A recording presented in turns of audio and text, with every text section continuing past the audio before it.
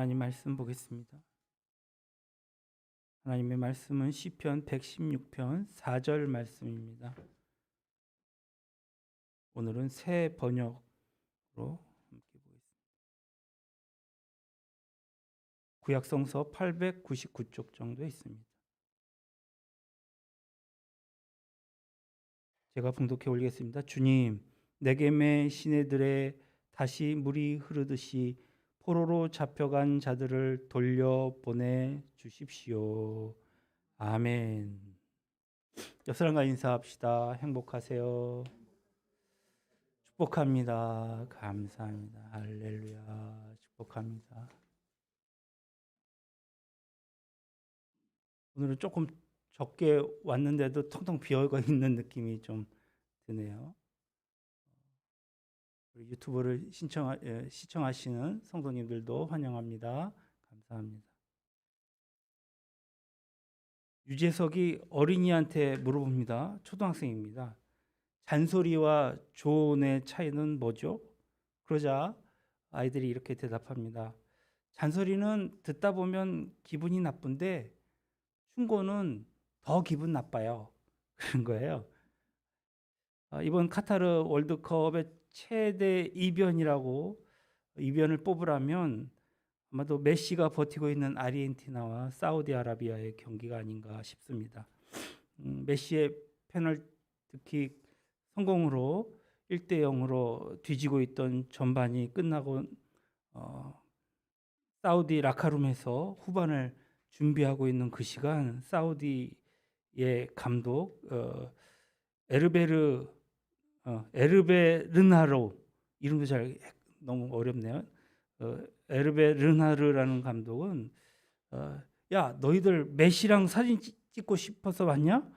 수비를 그렇게 허술하게 하면 당연히 질 수밖에 없다며 또 여기 월드컵 본선 경기 중이라는 걸 모르냐며 세상 사람들이 지금 다 보고 있는데 너희들 어떻게 그따위로 하느냐? 더 가까이 붙고 더 열심히 해야지 막 이렇게 질책하는 영상이 떴습니다. 그런데 그런 잔소리에 운동선수들이 한두 번 들어봤겠습니까?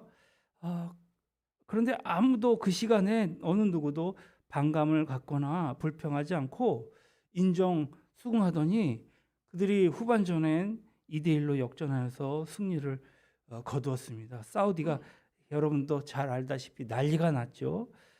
메시는 막 어디 갔냐며 막 세계가 놀랐습니다. 다음날 사우디는 공휴일을 선포할 정도였으니까요.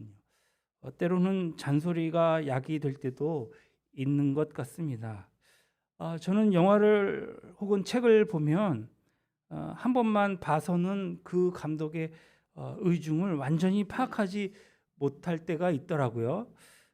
다 이해했다라고 생각했지만 뭐 의도치 않게 다시 영화를 볼라치면 혹은 책을 보다치면 또 다른 맛이 느껴지고 또 특정 씬이 왜 이렇게 나왔는지, 왜 그렇게 말을 했는지, 또 그 책은 왜 그렇게 썼는지 그제서야 이것도 있구나라고 파악할 때가 있습니다. 어떨 때는 뭐 3-4번씩 봤을 때도 모를 때가 있기는 하지요. 하나님의 말씀 또한 이와 같은 것 같습니다.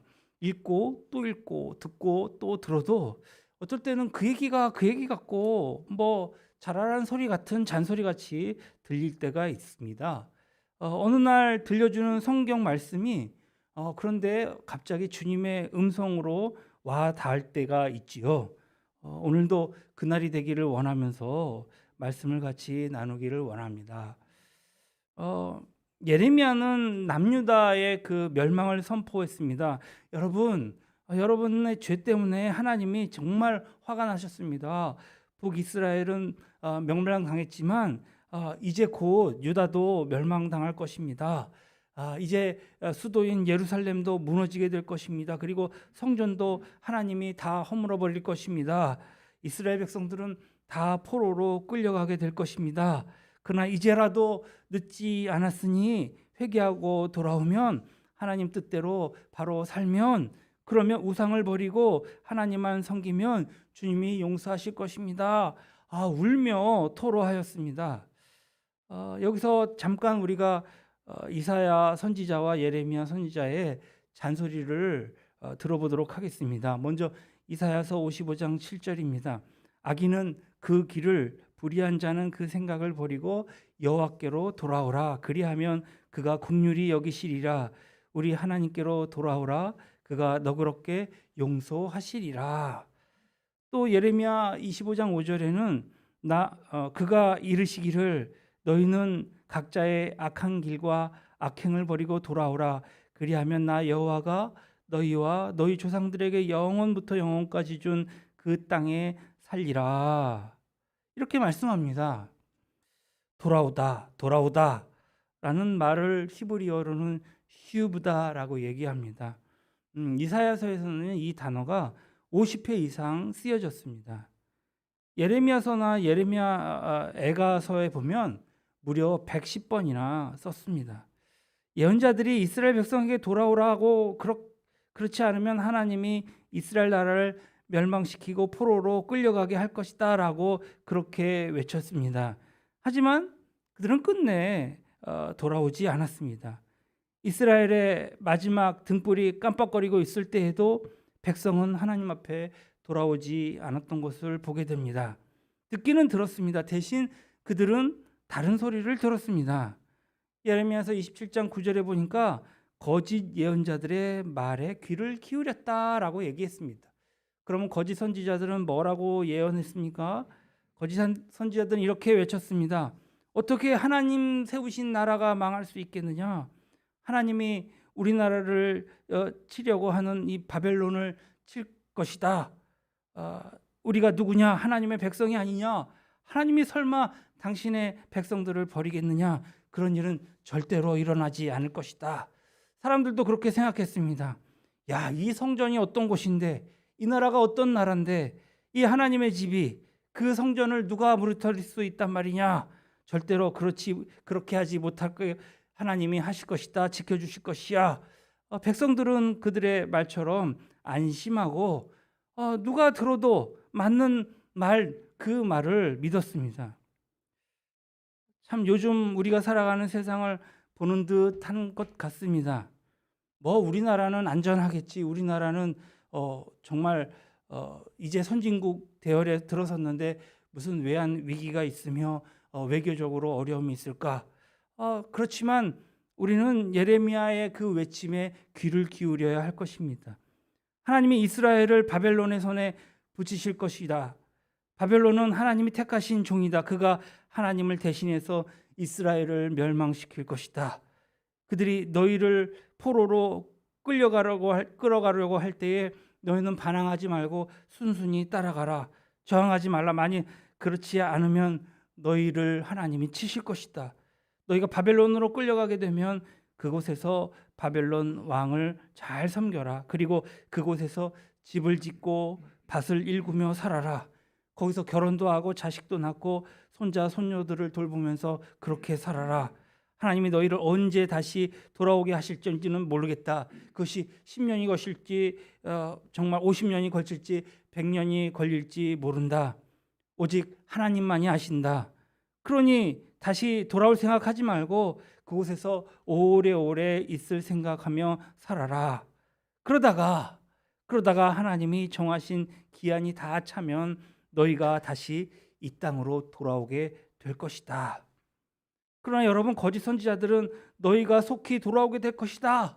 이렇게 막 거짓말을 합니다. 예레미야의 말을 믿지 마라. 너희가 그 땅에서 살면 바벨론의 그 평안을 구하고 그를 위해서 여호와께 기도하면 여호와가 들으실 것이다. 거짓 예언자는 결코 고난당하지 않을 것이라고, 정말 광야로 들어가게 되지 않을 것이라고, 계속 축복을 누리면서 가나안에서 살게 될 것이라고 그렇게 말합니다.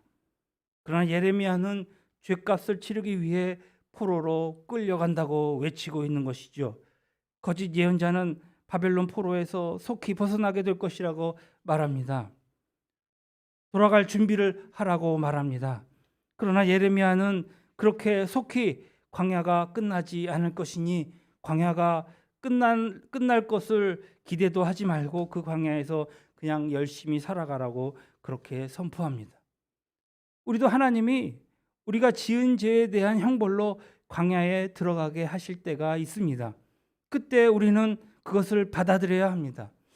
하나님이 그 광야에서 나오게 하실 때까지 하나님이 들어가게 하신 광야를 겸허히 견뎌내야 합니다. 지난주 우리 동료 목회자가 하나 왔는데 같이 밥을 먹자고 해서 집사람이랑 나가서 같이 밥을 먹었어요. 그냥 화기애애하게 잘 이렇게 얘기하고 웃으면서 얘기하다가 잠깐 차를 마시는데 자기 가정의 사정을 얘기하는 거예요. 깜짝 놀랐어요. 정말 선하디 선하신 목사님이시고 그 사모님도 얼마나 여리고 정말 기도밖에 모르는 그러한 사모님이신데 가정에 위안이 왔다는 거예요. 그런데 참 내가 겪는 일처럼 마음이 아프더라고요. 이걸 어떡하지? 좀 도와주고 싶은데 이걸 어떡하지? 그런데 그 사모님이 하시는 말씀이 명언이에요. 아니 내가 이것 저것 생각해봐도 내가 할 수 있는 일이 하나도 없어요. 그냥 하나님께 맡기는 거죠. 그런 것 같아요. 그냥 내가 주님 앞에 맡기는 수밖에 없다라는 생각을 해보았습니다. 언제 이 광야에서 나가냐며 조바심 부려서는 안 됩니다. 빨리 광야에서 벗어나게 해달라고 기도해서도 아마 소용이 없을 것 같습니다. 하나님이 정하신 기한이 있으니까요. 이 기한이 이르기까지 그 광야에 남아 있어야 합니다. 그 기간이 너무 길게 느껴져서 저도 할 수 없습니다. 거짓 선지자들이 말하는 것처럼 모든 문제가 속히 해결되고 광야에서 속히 나오게 될 것이라는 기대는 우리 갖지 말아야 합니다. 그저 묵묵히 참고 기다리셔야만 합니다. 때가 되면 그곳에서 나오게 해주실 것입니다. 이스라엘 백성은 포로로 끌려가 그들의 죄악의 대가를 치르고 고국에 돌아가는데 70년이 걸렸습니다. 하나님 정하신 70년이 차면 광야에서 나오게 될 것입니다. 그 70년이 우리에게는 어떻게 보면 1년이 될 수도 있고 3년이 될 수도 있고 10년이 될 수도 있습니다. 우리가 생각하는 것보다 광야에 머물러야 하는 기간이 더 길어질 수도 있습니다. 요셉은 13년을 광야에 견뎌야 했고요. 다윗도 광야에서 13년을 살아야 했습니다. 모세는 광야의 도망자로 살아야 했고요. 이스라엘 백성 또한 출애굽해서 40년을 광야에서 지내야 했습니다. 바벨론 포로로 끌려가서는 70년이 되는 오랜 세월 동안 광야에서 살아야 했습니다. 그들이 광야로 들어가게 된 사연은 다 각기 다르지만 그들을 광야에 들어가게 하신 분은 하나님이셨습니다. 그곳으로 그들을 들어가게 하신 하나님의 뜻이 이루어지기까지는 정말 그들은 광야에 남아 있어야 한다는 말씀입니다. 우리가 어떤 이유로 지금 지나고 있는 이 광야에 들어왔든 이 광야로 들어오게 하신 분이 하나님이시라면 이곳으로 들어오게 하신 이 하나님의 뜻이 이루어질 때까지 이 광야에 남아 있어야 합니다. 어쩌면 우리가 생각하는 것보다 이 광야에 더 오래 머물러야 할지도 모르겠습니다. 그러니 지금 지나고 있는 이 광야에서 집을 짓고 거기에 살며 텃밭을 만들고 아내를 맞이하여 자녀를 낳고 그들로 자녀를 낳게 하면서 살아야 합니다. 이사야서를 우리가 보면은요, 이사야서 1장부터 39장까지 쭉 이렇게 읽어보면 유다, 곧 이스라엘 남왕국 이것이 이제 곧 멸망합니다. 그리고 바벨론의 포로로 끌려가는 메시지를 선포하고 있거든요. 그런데 40장부터 가니까 분위기가 완전히 바뀝니다. 우물한 단조에서 정말 활력이 넘치는 장조로 바뀌는 것입니다. 더 이상 죄와 이제 심판을 외치지 않습니다. 이스라엘이 비록 망하고 포로로 끌려가겠지만 다시 시온으로 돌아올 것이라는 회복의 메시지가 선포되고 있습니다. 오늘 이사야서 40장 1절에 보면 내 백성을 위로하라 로부터 시작합니다. 그러니까 1장부터 39장에서는 이스라엘의 죄에 대한 지적과 심판을 선포하는데요. 40장에 이르러는 위로의 메시지를 전하라는 사명이 주어집니다. 여러분, 예언자는요, 어떻게 보면 위로하는 자가 아닙니다. 그런데 하나님은 이사야에게 더 이상 심판을 선포하지 말고 위로의 메시지를 전하라고 하시는 것입니다. 이 세례자 요한이 광야에 와서 정말 하나님의 말씀을 들으려 했던 사람들에게 뭐라고 얘기합니까? 막 독서를 내뱉습니다. 이 독사의 자식들아 하면서. 그런데 그 이유는 그들에게 아직 구원받을 기회가 남아있기 때문이겠죠. 그래서 회개하고 구원받도록 하기 위해서 막 치는 때리는 설교를 했던 것 같습니다. 그들에게 필요한 것은 회개와 심판에 관한 설교지 위로의 설교가 아니었던 것이거든요. 이제 반면에 하나님의 심판을 받아서 나라가 망했습니다. 포로로 끌려가는 백성이 되었습니다. 그들에게 필요한 것은 무엇일까요? 하나님이 다시 한번 그들에게 기회를 주셔서 그들이 포로에서 벗어나서 시온에 돌아와 나라를 다시 일으키는 것이라는 위로의 메시지였던 것입니다. 그래서 이사야로 하여금 위로의 메시지를 선포하게 하셨던 것이지요. 아직 광야에 들어가지 않은 사람에게는 광야에 들어가지 않도록 따끔하게 막 채찍하면서 경책하면서 회개하라는 메시지가 필요하지만 이미 광야에 들어간 사람들에게는 회개가 아니라 정말 희망과 용기를 주는 위로의 메시지가 필요했던 것 같습니다. 그래서 이사야서 40장부터는 위로의 메시지가 선포되어 있는데요. 광야에 들어가 있는 자들에게 필요한 것 곧 위로. 그들에게는 왜 그들이 광야에 들어갔는지 회개해야 한다.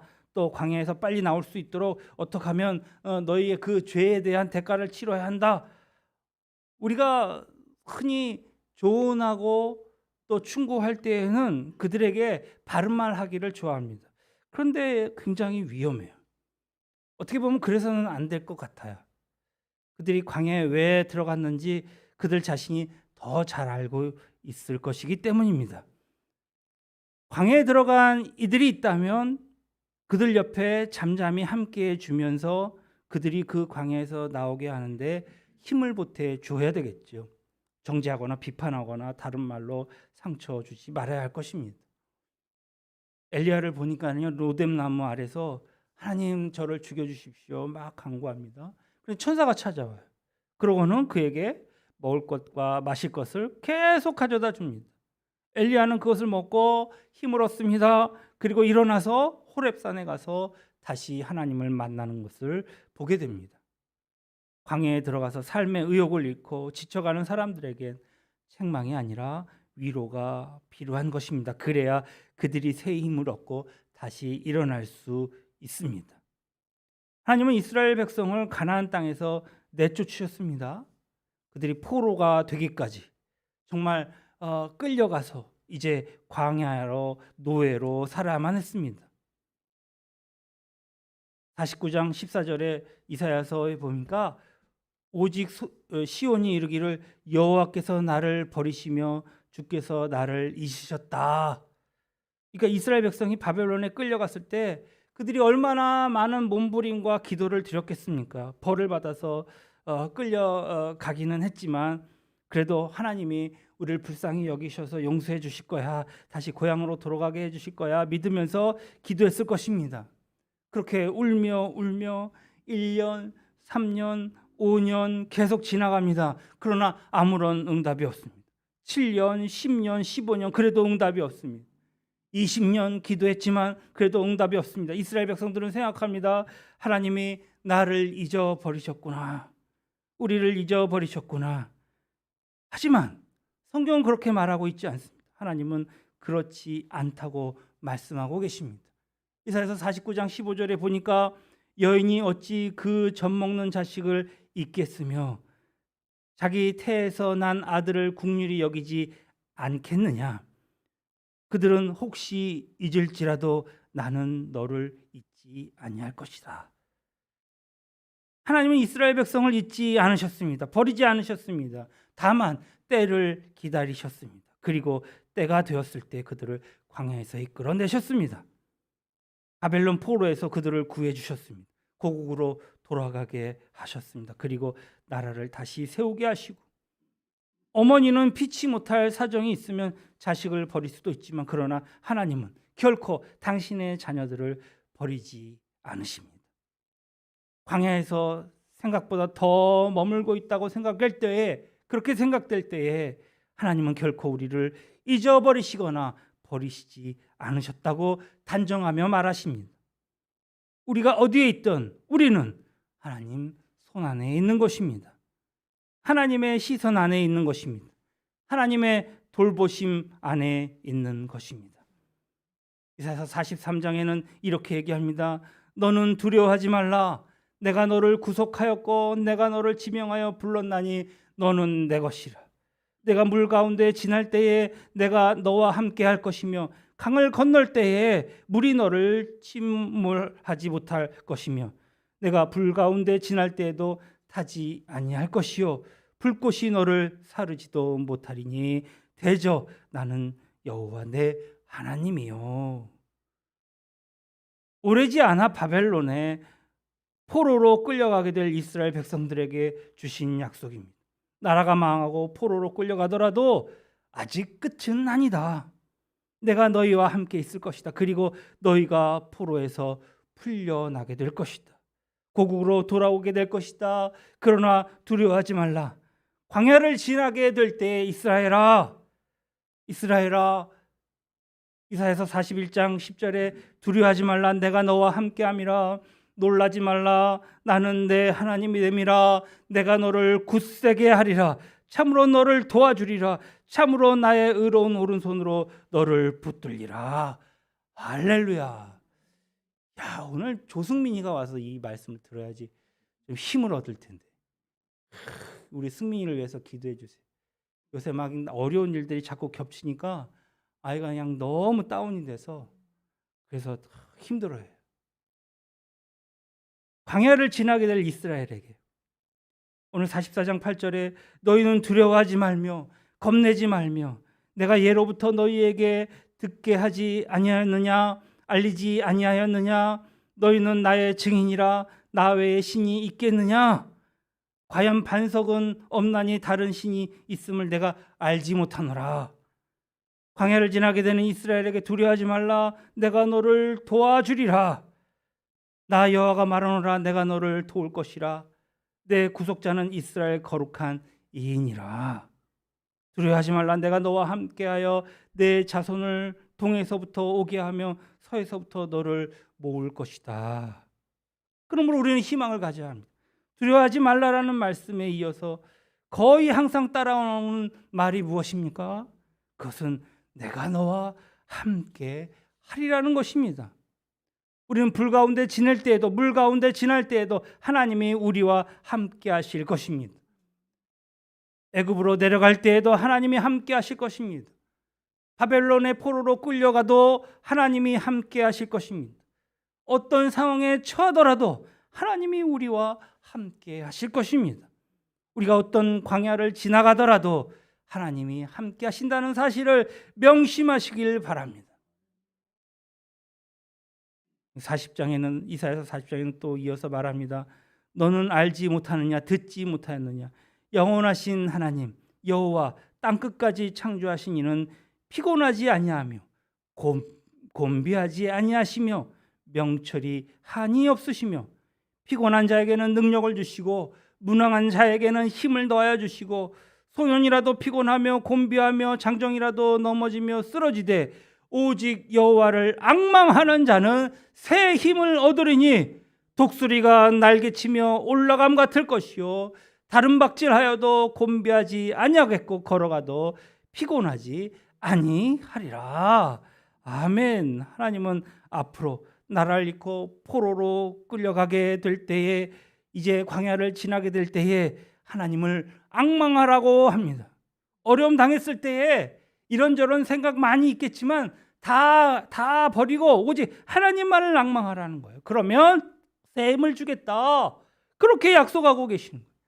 앙망하다, 히브리어로 카바다, 기다린다, 기대하다, 바라보다라는 뜻입니다. 광야를 지날 때 하나님에게 기대를 갖고 하나님을 바라보고 하나님을 기다리고 그러면 하나님이 광야를 넉넉히 견뎌낼 수 있는 힘을 더하여 주신다는 말씀입니다. 이사야서 40장 3절에 외치는 자의 소리여 이르되 너희는 광야에서 여호와의 길을 예비하라. 사막에서 우리 하나님의 대로를 평탄하게 하라. 여러분, 40장 3절 말씀에 우리는 귀 기울이셔야 합니다. 여러분, 시온에서 바벨론으로 가려면 광야를 지나야 하는데, 그런데 여러분 생각해야 합니다. 하나님이 그곳으로 오셔서 하나님의 백성을 다시 예루살렘으로 데려가시려면 뭐가 있어야 한다고요? 광야에 길이 있어야 한다고요. 광야에 길을 내야 합니다. 광야에 길을 내면 뭐라고요? 하나님이 그 길로 오실 것이다. 그리고 이스라엘 백성을 그 길을 통해서 고향으로 돌아오게 하실 것이다. 우리가 광야에 있다면 하나님이 우리에게 오실 길을 우리가 만들어야 합니다.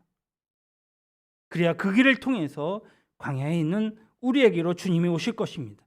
그러면 생각해 봐야 합니다. 여기서 길이란 무엇일까요? 길이란 무엇입니까? 성경에서 말하는 길은 무엇입니까? 이것은 아마도 회개입니다. 우리는 회개를 통해서 하나님에게로 먼저 돌아가야 합니다. 그럴 때 하나님이 우리에게 오시는 줄로 믿습니다. 이렇게 하나님에게로 돌아가는 것이 회개인 것입니다. 세례 요한은 광야에 나가서 뭐라고 외칩니까? 회개하라, 천국이 가까워 왔느니라. 이것이 하나님이 오실 것을 예비하는 것입니다. 여러분, 우리는 지금 어디에 서 있습니까? 지금 광야에 있습니까? 하나님이 오실 수 있도록 길을 예비해야 합니다. 하나님이 오시도록 하기 위해서 높은 곳은 낮게 하고 낮은 것은 높게 하고 굽은 것은 바르게 하고 험한 것은 평탄케 해야 합니다. 그렇게 하나님이 오실 길을 예비할 때에 하나님이 우리에게 오시는 줄로 믿습니다. 그리고 하나님이 오시는 날 우리의 광야도 끝이 날 것입니다. 이사야는 장차 나라를 잃고 포로로 끌려가게 될 이스라엘 백성을 위해 하나님이 이 크고 놀라운 일을 행하실 것이라고 선포하고 계십니다. 43장 19절에 보라, 내가 새 일을 행하리니 이제 나타낼 것이라. 새 일은 어떤 일입니까? 반드시 내가 광야의 길을 사막에 강을 내리리니. 이사야서 43장 19절로 20절에 장차 들짐승 곧 승냥이와 타조도 나를 존경할 것은 내가 광야의 물을 사막의 강들을 내어 내 백성 내가 택한 자들에게 마시게 할 것임이라. 광야에도 물이 흐른다. 광야에도 강이 있습니다. 그 강의 이름은 와디라고 합니다. 이 강은 이 비가 오면 물이 흐르고 비가 오지 않으면 그냥 말라버리는, 어떻게 보면 우리나라로 얘기하면 개천만도 못한 그런 곳입니다. 근데 대개 1년 내내 이렇게 말라 있는 것은 사실입니다. 그래서 어떻게 보면 그 물길로 길을 사용하기도 합니다. 그런데 이런 강에 물이 흘러 넘치게 될 것이라는 것입니다. 여러분, 에스겔서에 보면 에스겔의 그 환상 가운데서 그 얘기가 나오죠. 성전에서부터 물이 흘러서 사해로 흘러 들어가서 사해로 살아납니다. 그때 그 강줄기 주위에 좌우에 숲이 우거지고 정말 이게 갖가지 열매가 맺히는 것을 보게 됩니다. 그것이 광야다 그랬습니다. 광야 한가운데 나와 있는 이 와디에 물이 차고 넘치게 흐르는 환상을 에스겔은 보았습니다. 실제로 그런 일이 있을 수는 사실은 없다고 합니다. 그런데 이사야는 은유적으로 광야에 물이 넘쳐 흐르게 될 것이다 라고 선포하고 있는 것입니다. 사막에 길이 있습니까? 사막엔 길이 없습니다. 오는 길이 있다가도 오늘은 있다가도 내일은 모래 폭풍으로 한번 불면은 길이 그만 없어지고 맙니다. 그런데 이사야는 그런 사막에 대로가 생길 것이다 라고 선포하고 있는 것입니다. 거기에 대로가 있어 그 길을 거룩한 길이라 일컬음 바 되리니 깨끗하지 못한 자는 지나가지 못하겠고 오직 구속함을 입은 자들을 위하여 있게 될 것이다. 길이 있는데 깨끗하지 못한 자는 지나가지 못한대요. 구속함을 입은 자들을 위하여 있게 될 것이다. 우매한 행위는 그 길로 다니지 못한다. 그 길은 바벨론에 끌려간 이스라엘 백성들이 시온으로 돌아오도록 하기 위해 만들어진 길이다. 그러므로 회개하라. 이스라엘의 포로로 끌려갈 때 길이 없는 그 광야를 지나지만 이제 돌아올 때에는 광야에 생긴 이 시온에 이르는 대로가 될 것이다. 여호와의 속량받은 자들이 돌아오되 그들이 노래하며 시온에 이르러 그들의 머리 위에 영원한 희락을 띠고 기쁨과 즐거움을 얻으리니 슬픔과 탄식은 사라지리로다. 광야의 메마른 땅이 기뻐하며 사막이 백합화같이 피어오른다고 오늘 선포하고 있습니다. 광야라고 해서 비가 전혀 오지 않는 것은 아닙니다. 우기에는 비가 와요. 그러면 광야에 꽃이 만발합니다. 그러나 건기가 시작되면 어떻게 되겠습니까? 다 말라버리고 광야의 모습으로 되돌아오겠죠. 하지만 이사야가 말하는 것은 광야가 꽃처럼 피어난다.